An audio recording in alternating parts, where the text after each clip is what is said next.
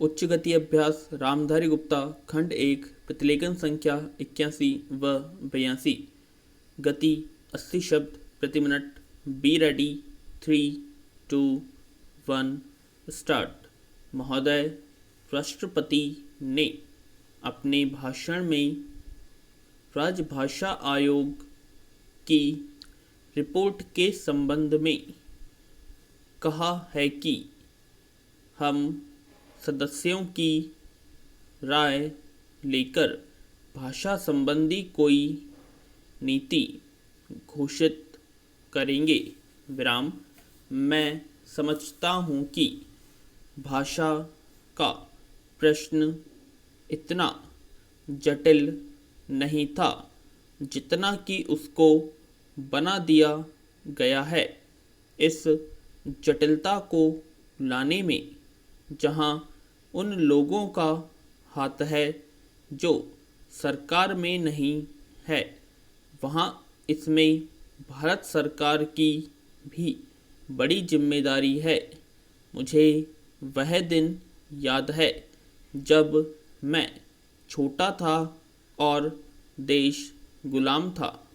उस वक्त महात्मा गांधी हिंदी के संबंध में चर्चा करते थे और उनकी कृपा के फलस्वरूप और उनके प्रयास के फलस्वरूप सभी प्रांतों में हिंदी की सभाएं खोली गई और वहाँ हिंदी का प्रचार किया गया। उस समय हम अंग्रेज़ों के गुलाम थे और अंग्रेज़ों ने ही हमारी राजभाषा अंग्रेजी घोषित कर रखी थी। तब हम अंग्रेजी से दूर थे और हिंदी के निकट थे, लेकिन आज जब हमारी अपनी सरकार है, अपना शासन है, हम हिंदी से दूर होते चले जा रहे हैं। विराम।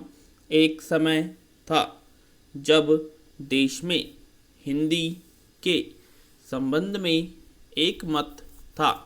विराम। जब देश स्वतंत्र हुआ उस समय हिंदी के संबंध में घोषणा हो जानी चाहिए थी। विराम। लेकिन उस समय सरकार चुप हो गई। पैरा। आज जो देर हो रही है इससे भाषा संबंधी समस्याएं बढ़ती जा रही हैं। मैं नम्रता के साथ सदन के सदस्यों के सम्मुख यह निवेदन करना चाहूँगा कि कितनी विचित्र स्थिति है कि आज हमको अंग्रेजी भाषा का मोह पैदा हो रहा है। विराम। आज हिंदी देश की मुख्य भाषा है, इसमें कोई दो मत नहीं हो सकते। यह सबसे अधिक बोली जाने वाली भाषा है। आज इसका विरोध बढ़ता जा रहा है। कुछ ऐसी बातें हो रही है जिससे मालूम होता है कि हिंदी का विरोध प्रादेशिक भाषाओं से है। विराम। लेकिन ऐसा नहीं है। सच पूछा जाए तो बात यह है कि अंग्रेजी भाषा के स्थान पर हिंदी को लागू करने का प्रश्न है। विराम। प्रांतों में काम प्रादेशिक भाषाओं में हो, किंतु केंद्र में तो हिंदी भाषा भाषियों को और कुछ जो अहिंदी भाषा भाषी लोग हैं उनको यह गलत फहमी हो रही है कि हिंदी वाले बलपूर्वक हिंदी को राजभाषा बनाना चाहते हैं, लेकिन इसमें कोई इस प्रकार का प्रश्न नहीं है। विराम। यह तो केवल आपस में समझ लेने का प्रश्न है किसी स्वतंत्र देश में ऐसा नहीं है।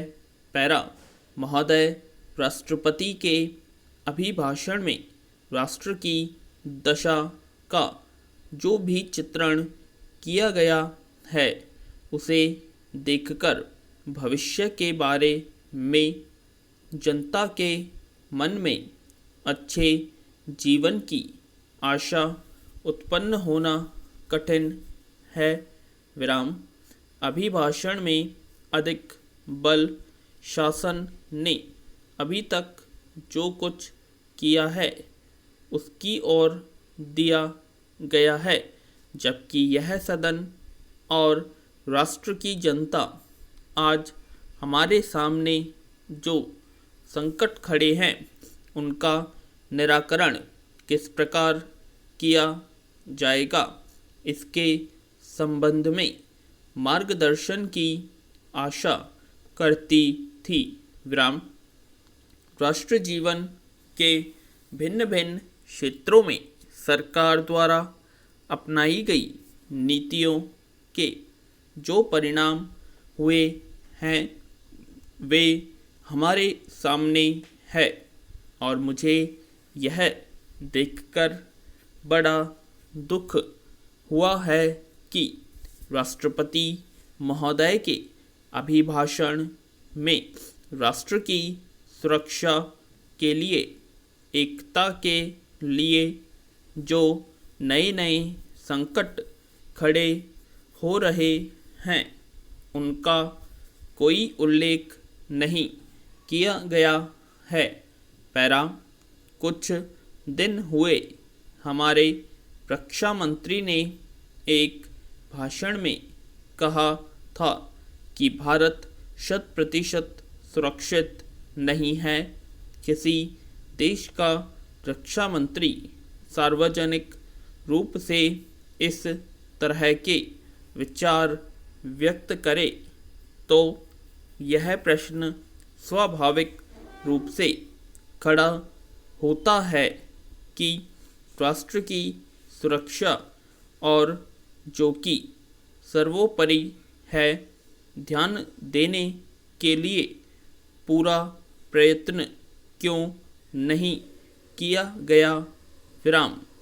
सभी जानते हैं कि सुरक्षा के लिए जो भी संकट है वह हमारे पड़ोसी से है और वह पड़ोसी आणविक शस्त्रों की मांग कर रहा है। विराम। वे शस्त्र किसके विरुद्ध काम में लाए जाएंगे, इसके संबंध में किसी को संदेह नहीं है, किंतु प्रश्न है क्या हमारा सैनिक बल, हमारा साज सामान किसी भी आक्रमण का सफलतापूर्वक सामना करने में समर्थ है। मैं यह स्वीकार करता हूँ कि किसी बड़े युद्ध की आशंका नहीं है, किंतु पाकिस्तान के नेता अपनी जनता का ध्यान वहाँ की गिरती हुई आर्थिक स्थिति से दूर करने के लिए किसी भी समय कश्मीर के प्रश्न पत्र पर अंतर्राष्ट्रीय सैनिक हस्तक्षेप को निमंत्रण देने के लिए झगड़ा कर सकते हैं और कोई भी परिस्थिति उत्पन्न हो, देश की जनता इस सरकार से यह आश्वासन चाहती है कि जहां तक पाकिस्तान के आक्रमण का प्रश्न है, भारत 100% सुरक्षित है। विराम।